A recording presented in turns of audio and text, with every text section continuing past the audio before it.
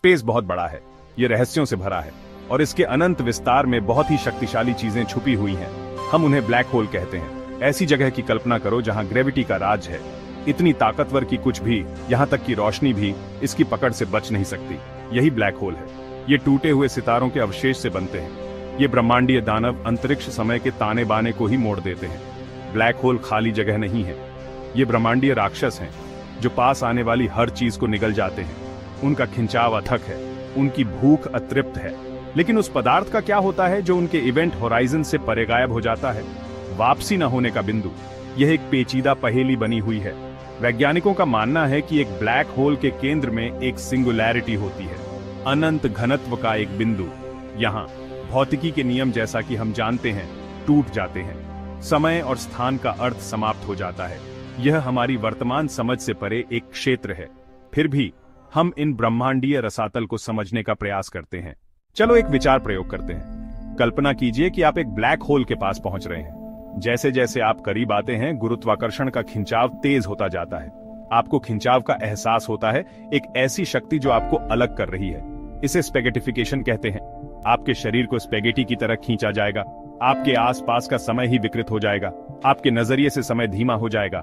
बाहर का ब्रह्मांड विकृत दिखाई देगा, प्रकाश और रंग का बहुरूप दर्शक। लेकिन डरो मत, क्योंकि यह केवल एक विचार प्रयोग है। वास्तव में हम सुरक्षित दूरी से ब्लैक होल के प्रभावों को देख सकते हैं। हम अदृश्य साथियों की परिक्रमा करते हुए तारों को देखते हैं। उनकी गतिविधियां इन गुरुत्वाकर्षण दानवों की उपस्थिति को दर्शाती हैं।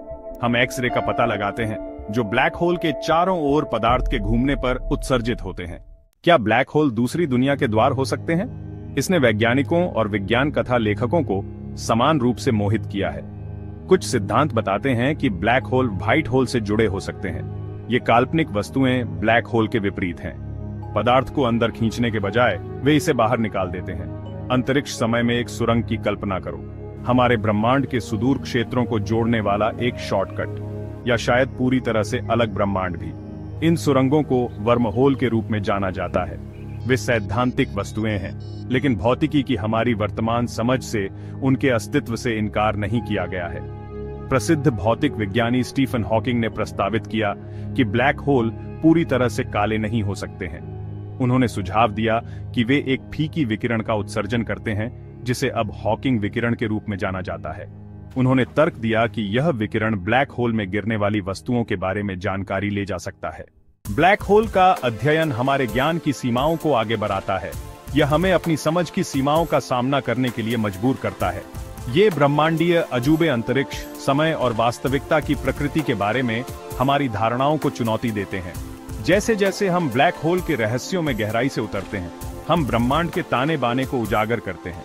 हम जिस विशाल और जटिल ब्रह्मांड में रहते हैं, उसके लिए हमें गहरी प्रशंसा मिलती है। ब्लैक होल को समझने की खोज अज्ञात में एक यात्रा है। ये मानवीय जिज्ञासा का प्रमाण है, तलाशने की हमारी चाहत और ज्ञान की हमारी अथक खोज। ब्रह्मांड अजूबों से भरा है और ब्लैक होल सबसे मनोरम चीजों में से हैं। तो आइए हम तलाश करना, सवाल करना और अपनी दुनिया से परे मौजूद रहस्यों पर अचंभा करना जारी रखें।